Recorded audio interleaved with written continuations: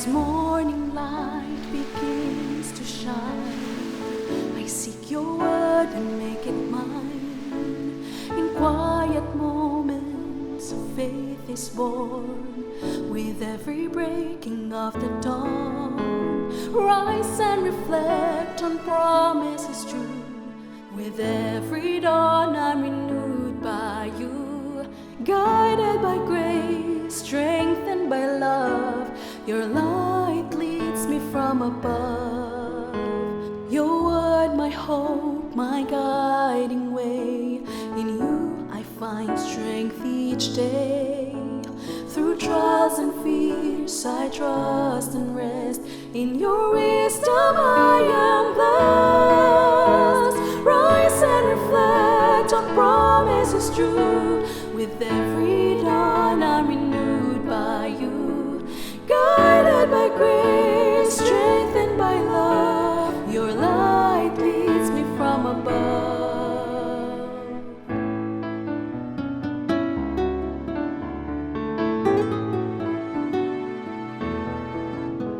Your word, my hope, my guiding way. In you I find strength each day. Through trials and fears I trust and rest. In your wisdom I am blessed. Rise and reflect on promises true. With every dawn I'm renewed by you. Guided by grace, strengthened by love, your light leads me from above. Rise and reflect on promises true. With every dawn I'm renewed by you. Guided by grace, strengthened by love, your light leads me from above. Your light leads me from above.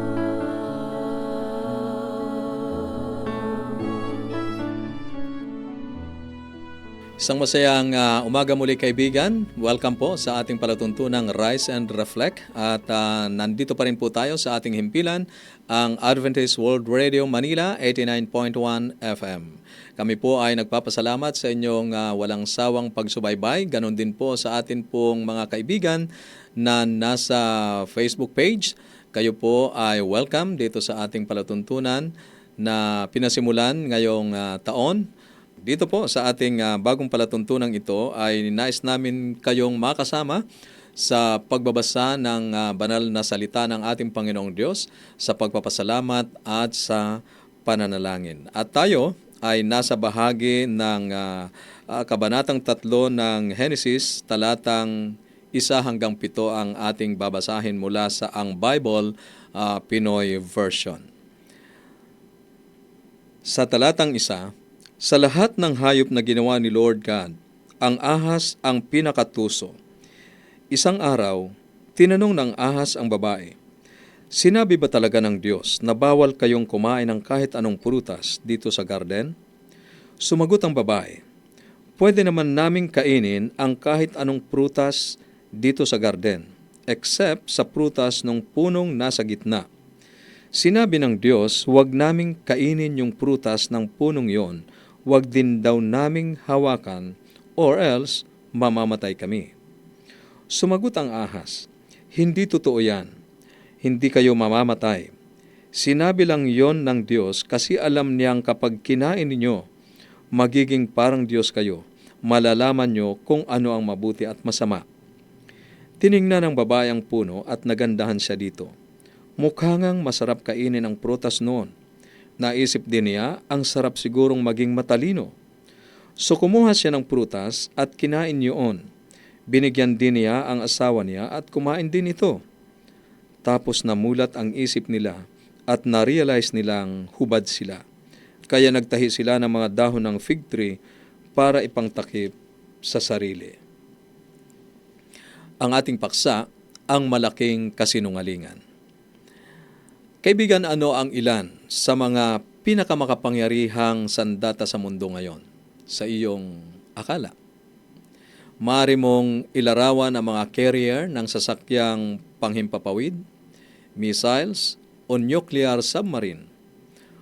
or ang mga ginagamit ngayon na drone na may mga pampasabog. Ngunit sa tingin ko, ang isa sa pinakakaraniwan at makapangyarihang armas ay ang maling impormasyon. Ang panlilinlang ay mula pa sa halamanan ng Eden. Sa Genesis na ating binasa, Kabanatang 3, ipinakilala tayo sa ahas. Sinabihan tayo kaagad ng dalawang bagay. Una, siya ay tuso at siya ay nilikha ng Diyos. Nilinaw ng mga huling kasulatan na ang ahas na ito ay si Satanas sa Roma Kabanatang 16, talatang 20 at Apokalipsis Kabanatang 12, talatang 9. Hindi tinalo ng ahas sina Adan at Eva sa pamamagitan ng puwersa. Sa halip, nagtanong siya tungkol sa Diyos. Sinabi pa talaga ng Diyos. Nagsimula ang ahas sa maling pag-unawa sa utos ng Diyos na huwag kumain mula sa puno ng pagkakilala ng mabuti at masama upang magtanim ng pagdududa. Nagtanim siya ng pagdududa sa isip ni Adan at Eva sa salita ng Diyos. Totoo bang pinagbabawalan kayo ng Diyos na kumain ng bunga ng alinmang puno sa halamanan? Binaluktot niya ang pagbabawal ng Diyos at naging mas mahigpit pa siya sa kanyang version. Nang magalit ang ahas sa babae, naging mas tahasan at pagalit ang kanyang pananalita. Ang sinabi niyang hindi totoong mamamatay kayo ay isang tahasang pagtanggi sa salita ng Diyos doon sa talatang 4. Siya ay nagpatuloy sa pagtatanong sa mga motibo ng Diyos. Inakusahan niya ang Diyos na nagbigay ng pagbabawal na pigilan sina Adan at Eva na maabot ang kanilang buong potensyal. Sa talatang 5, binaluktot ng ahas ang layunin ng napakagandang harden kung saan inilagay ng Diyos ang mag-asawang tao at sa halip ay ginawang parang kulungan para sa kanila. Hindi sila malaya ang sinasabi ng ahas sa mga pangungusap niya na sinabi kay Eva. Sa isang diwa, ang ahas ay parang naging isang conspiracy theorist.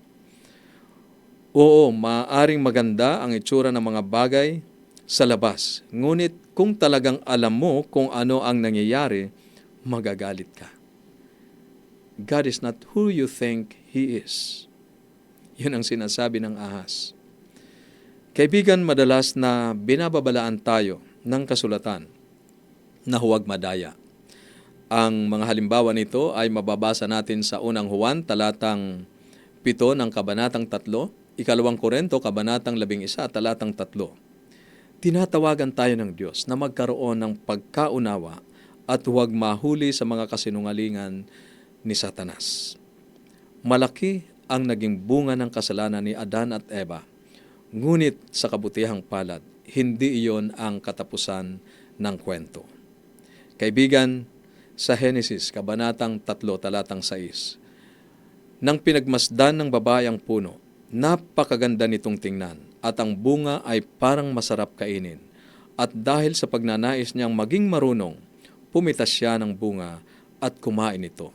Binigyan din niya ang kanyang asawa na kasama niya at kinain din ito. Nagpasimulang magkasala ang tao doon sa halamanan ng Eden. Sa pagdududa, hindi nila pinanghawakan ang salita ng Diyos. Pinakinggan nila ang kaaway at pumasok ang kasalanan sa magandang sanlibutan na nilalang nilikha ng ating Panginoong Diyos. Ngunit, bagamat nagkasala, ang Diyos ay mabuti sapagkat naglaan siya ng isang tagapagligtas upang ahunin tayo sa mundong makasalanang ito. Kaibigan, ano ang matututunan natin tungkol sa mga pamamaraan ng ahas sa ating binasa ngayon? Paano tayo makapag-iingat laban sa mga kasinungalingan ni Satanas? Para sa iyong comment and reflection, maaari kang mag-text sa 0917-1742-777. 0917-1742-777 o sa 0918-9447-891. 0918-9447-891. At habang ginagawa mo ang pagtitext at paglalagay ng comment sa ating comment section sa atin pong Facebook page, pakinggan natin ang isang makalangit na awitin na inawit ng The Bereans 2 beses.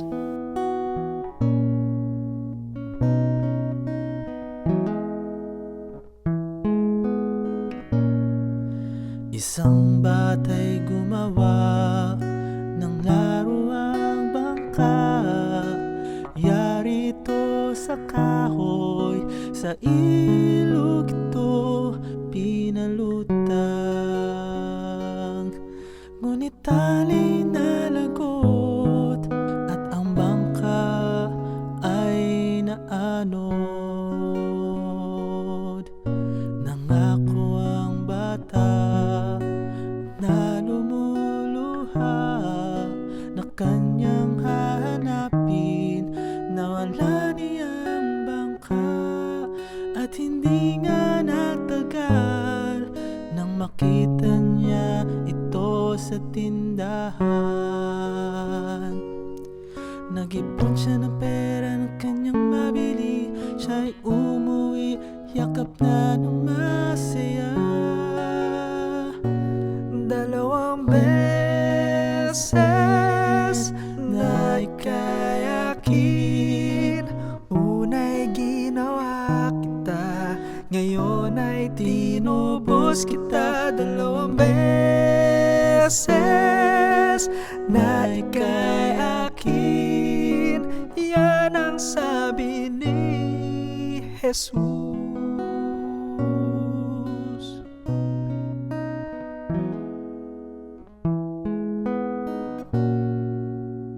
Gumawa ang Diyos ng isang tao, yari ito sa pag-ibig, namuhay dito sa mundo.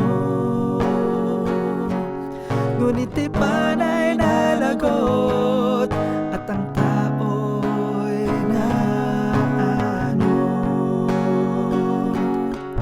Nangako ang Diyos na sa kaniyang trono, na kanyang hahanapin, nawala niyang tao. At hindi nga nagtagal, dumating si Jesus na kanyang anak.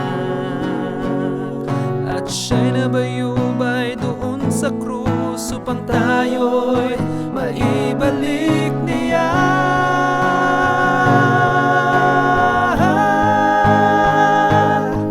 2 beses na ikayakin, una'y ginawa kita, ngayon ay tinubos kita. 2 beses na ikayakin, yan ang sabi ni Jesus. 2 beses na ikayakin, una'y ginawa kita, ngayon ay tinubos kita. 2 beses na ikayakin, yan ang sabi ni Jesus. Ya'y dahil mahal kanya, mahal kanya.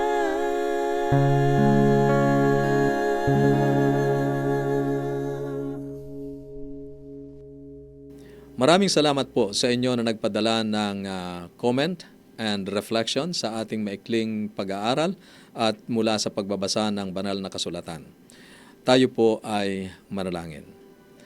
Panginoon naming Diyos, ang talata sa araw na ito ay nagpapaalala sa amin ng aming mahalagang pangangailangan na malaman ang katotohanan mula sa iyong salita. Amang banal, pagpalain mo ang aming pag-aaral sa banal na kasulatan. Ituon mo ang aming kaisipan sa iyong mga salita, sa katotohanan ng mga salita na nasusulat sa Biblia. Nawa ang aming kaalaman sa iyong mga paraan ay tutulong sa amin upang kami ay mamuhay sa iyong katotohanan at sa iyong kalooban.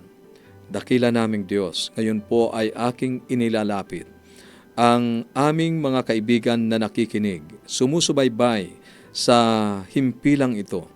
Alam niyo po ang kanilang mga katayuan sa buhay, ang kanilang mga suliranin, ang kanilang mga pangangailangan.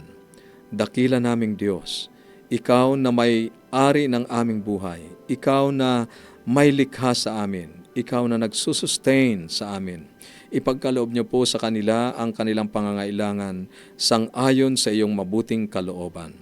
Sa pangalan ng aming tagapagligtas na si Jesus. Amen. Amen. Maraming salamat po muli sa inyong pagsubaybay sa ating palatuntunan, Rise and Reflect, at sa inyong pananatili dito sa ating himpilan, Adventist World Radio 89.1 FM. At para po sa inyong mga babasahin, mga aklat na aming ipinamimigay at ng Bible Study Guide, maaari po kayong makipag-ugnayan, ipadala ang inyong kompletong pangalan at address sa ating mga numero 0917-1742-777, 0917-1742-777, at sa 0918-9447-891, 0918-9447-891. As morning light begins to shine, I seek your word and make it mine. In quiet moments, faith is born. With every breaking of the dawn, rise and reflect on promises true. With every dawn, I'm renewed by you.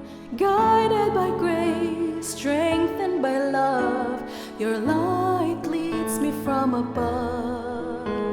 Your word, my hope, my guiding way. In you I find strength each day. Through trials and fears I trust and rest. In your wisdom I am blessed. Rise and reflect on promises true. With every dawn I'm renewed by you. Guided by grace, strengthened by love, your light leads me from above.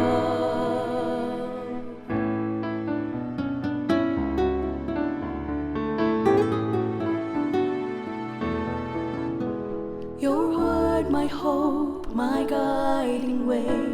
In you I find strength each day. Through trials and fears I trust and rest. In your wisdom I am blessed. Rise and reflect on promises true. With every dawn I'm renewed by you. Guided by grace, strengthened by love, your light leads me from above. Rise and reflect on promises true. With every dawn I'm renewed